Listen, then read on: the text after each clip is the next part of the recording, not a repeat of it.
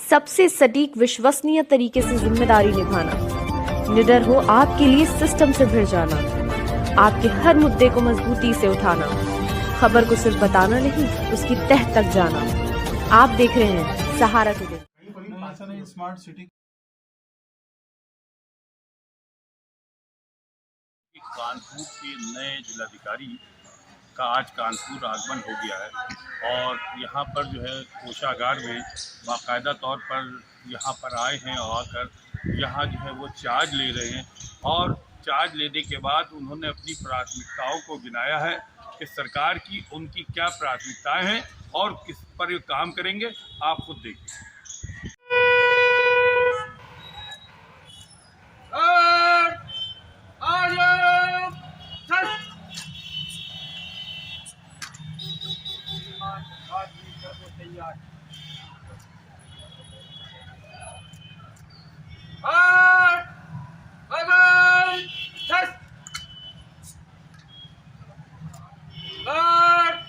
मंत्री खड़े रहेंगे।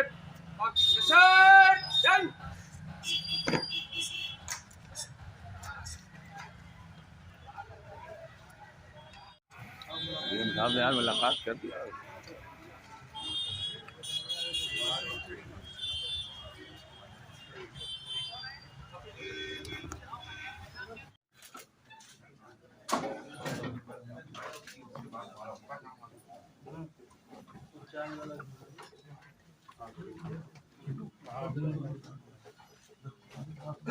नहीं तो इसमें वो चार्ज जो ना हो गया है नहीं, ये तो ट्रेजरी में जो होता है उसमें सीडीओ साहब के साइन है, यहाँ करना है।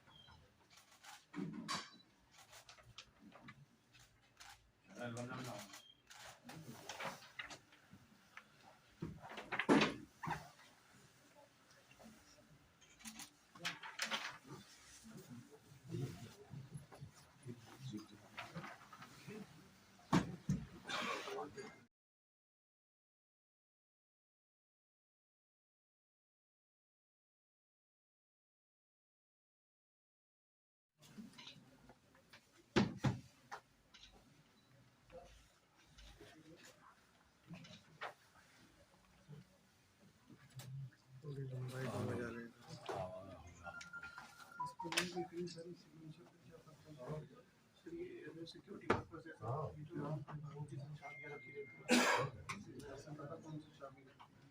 चाहिए।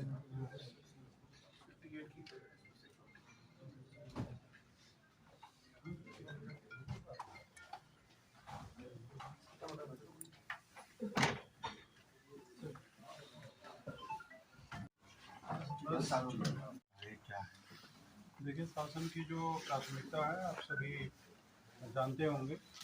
माननीय मुख्यमंत्री जी की जो पहली प्राथमिकता है वो है जन समस्याओं का गुणवत्तापूर्ण ढंग से और समयबद्ध निस्तारण। ये पहली प्राथमिकता है। साथ ही जो हमारे विकासात्मक कार्य हैं उनमें अगर कहीं पे अवरोध है तो उस अवरोध को दूर करके उसको तेज़ी के साथ काम को आगे बढ़ाया जाए, चाहे वो इंफ्रास्ट्रक्चर के प्रोजेक्ट्स हों या विभिन्न प्रकार के विभागों के, चाहे वो जल निगम के प्रोजेक्ट्स हैं या कोई भी भारत सरकार के केंद्र और राज्य सरकार के जो भी प्रोजेक्ट्स हैं उनमें अगर कहीं पे कोई अड़चन है, कोई बात है तो उसको जो है निराकरण करते हुए तेज़ी के साथ उसको आगे बढ़ाया जाना।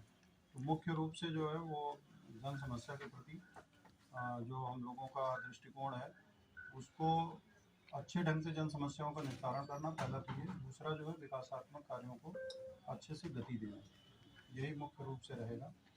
और एक जो बहुत महत्वपूर्ण बात है वो ये है कि जो एडमिनिस्ट्रेशन है उसको जो है सिटीजन फ्रेंडली बनाना। मतलब लोग जो है ऑफिसर्स हमारे या जो भी हमारे कर्मचारी हैं वो नागरिक को सर्वोच्च मानते हुए उसकी समस्याओं के प्रति जो है जो भी वो अपनी समस्या रखता है उसके बारे में सकारात्मक दृष्टिकोण रखते हुए कार्य करना, ये रहेगा।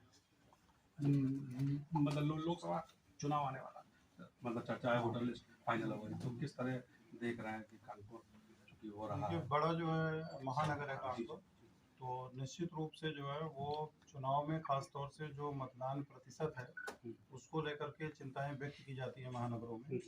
लेकिन इसमें हम लोग स्वीप के माध्यम से गतिविधियां करते हैं, लेकिन उसको थोड़ा और काफ़ी डिसेंट्रलाइज करेंगे स्वीप की एक्टिविटीज़ को।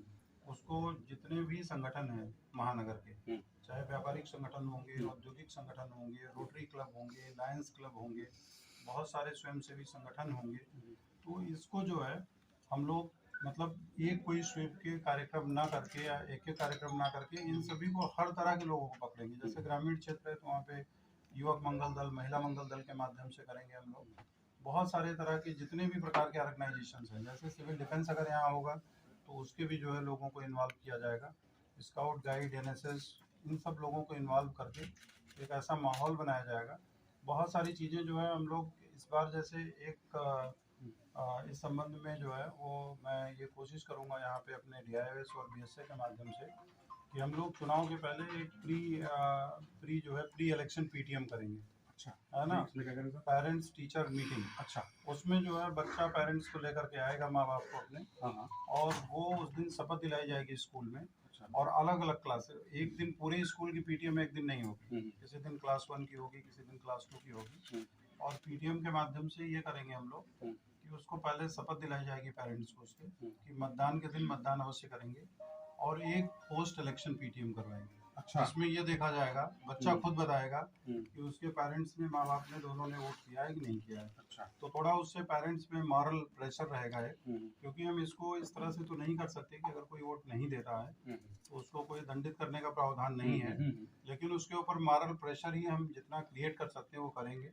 आप लोगों के समाचार पत्र के माध्यम से, हो सकता है मतदान के 1-2 दिन पहले कुछ लीफलेट्स भी आप लोगों के सहयोग से, जो हमारे जिनका अच्छा सर्कुलेशन है समाचार पत्र का, उसके माध्यम से, उसमें लीफलेट के माध्यम से पेरेंट्स को, मतलब जो भी नागरिकों को या जो वोटर हैं हमारे, उनको हम उसमें लीफलेट के माध्यम से, या जो हमारे गैस के सिलेंडर वगैरह डिस्ट्रीब्यूट होते हैं उसमें जो है ऊपर एक वो लगा करके भेजेंगे उस दौरान 1-2 महीना पहले से, जिसमें कुछ न कुछ मतदान के लिए प्रेरित करने के कोई स्लोगन्स वगैरह या इस तरह की चीज़ें होंगी।